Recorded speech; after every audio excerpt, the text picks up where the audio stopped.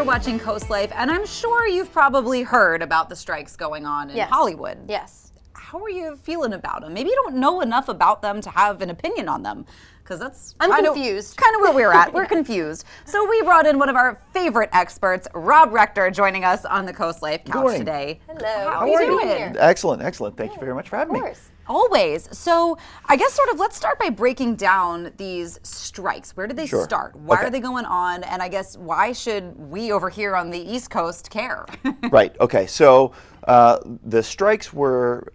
Let's start back in March. Actually, we just passed the 100-day mark of the WGA strike, the Writers Guild Association. Yes. So Writers Guild of America. So they started a strike for two basic reasons. One is streaming, and the other is AI. So then, just recently, the Screen Actors Guild, SAG, has joined in unison with with some of their concerns and some of their demands. So it has led to kind of a Hollywood-wide strike. Yeah. And in order to kind of understand it, you need to kind of go back to the halcyon days of 2010, maybe around there, before streaming became a thing. Yeah. Oh, okay.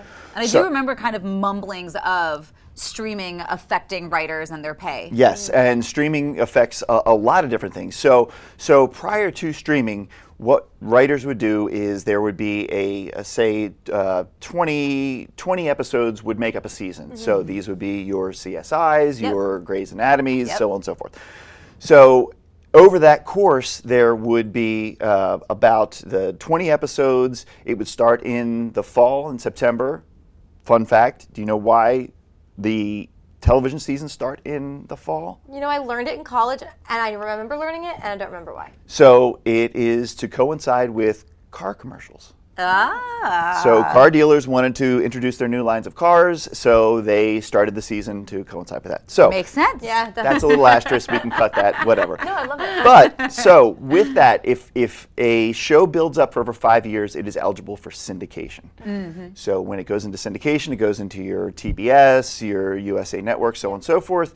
And in that hour, there's 5 blocks where they put commercials. So that helps the writers get paid with residual checks. Gotcha. Yes. Streaming came along, wiped all that out. So now you have people who are writing for maybe 5 episodes a season, maybe it's 3 episodes a season, and then they're not in syndication, they just sit in those various silos in the Disney Plus, in the Netflix, and the residual checks are minimal. So Kimiko Glenn, who was an actor on Orange is the New Black, she was on it for 4 or 5 seasons, 44 episodes, whatever that was. 44 episodes. She got her residual check. Her residual check was $27. That was a big show. All of those shows there, that was $27. $27. So you have this incredible disparity of the writers who are now being paid about 23% less, average about $26 an hour now, and then the CEO pay, which is now 53% more than what they made. So there's this great disparity between the two, and they're saying, hey, look, we want the writers are gig workers. Yeah. You know, they're like Uber drivers prior to being Uber drivers. So they would work from gig to gig to gig, but now they can't sustain anything in between them. They have to find that next one, or they're subsidizing with, bartending jobs, so on and so forth.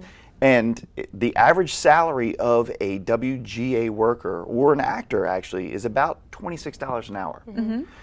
Now, it's like, to live here on $26 an hour is difficult. Sure. Much less in the areas in which they are producing these, the New Yes. York, California, so on and so forth. So that's the one thing. The streaming is the one aspect. But then you have AI, which is another major disruption to it. We know it. Yes. So the writers want to say, hey, look, we don't want AI in the writing room because we're the creative talent. Right. It's coming from humans. We want this to be human developed. Right. Yeah. Right? And where it splits off kind of a little bit between the writers and the actors is that the actors now, some of the producers are saying, hey, look, we're going to use AI to scan these background actors. Background actors are those that you see in stadium scenes or when they're walking down the street and you see these people. So what they're saying is, we're going to pay you for 1 day of work. We're going to scan you. Then we are going to use your likeness in perpetuity without you getting compensated for it. Oh, I was trying to understand this AI thing for a long time. Yes. So glad you explained that. So now they could scan you in if you just did a walkthrough on Sex and the City 4, right? They own that image. They own that image of you, and then your grandkids could see you kind of walking by in a stadium scene, but you wouldn't get compensated for it. Yeah, I know that's voiceover work is also a big hurdle with AI. Exactly, exactly. So, you know, it's one is the streaming that has disrupted everything, and the disparity between the CEO salaries and the writer salaries, because people will follow writers. They'll follow what David Chase is doing, you know, what his next one is. They're not going to say, oh, wow, this is a Reed Hastings joint. Reed Hastings is the CEO of Netflix. Right. You know, they're not following because of him. So they're saying, hey, look, this is our no writers, lifeblood. no show. Exactly, exactly. And No same lines. with actors. Same with the actors too. It's not, you know, we see that the top percentage, the Tom Cruises, the Margot Robbies, you know, that's the top percent, but the average is about $26,000 a year. Yeah. This makes so much more sense. It does, right? Well, Rob, thank you, as always, for coming Absolutely. in and sharing your incredible knowledge of Hollywood movies, writers, the sort of inside scoop, our local inside scoop on all things entertainment related, really. Anytime, anytime. Thank you, Rob. All right. Thank you. Well, we've got more entertainment coming your way with more Coast Life, so stick around.